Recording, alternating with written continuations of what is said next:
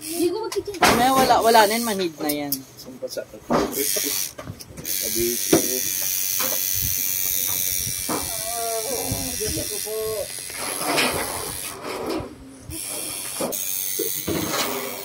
Sa unang balik ito.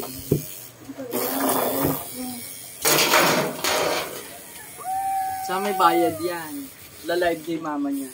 Live niya sa Facebook. Yan mo iyak ni mama. Yan ang tinatawag na tiis ganda. Hindi masakit sa akin kasi wala naman akong ano, dito lang sa akin eh. Walang buto sa akin eh. Puro Pandar laman. may ilong yelo. Pagdamak na nga yun. Wala pa ate din, ang layo pa. Isang dahon pa lang yung nagagawa.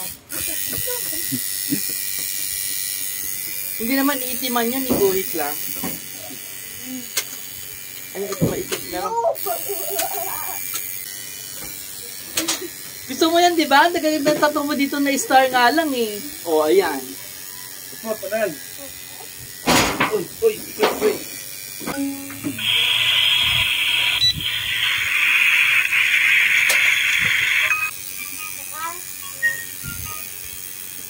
Pupunta sa park. Ano, sakay ka na sa car?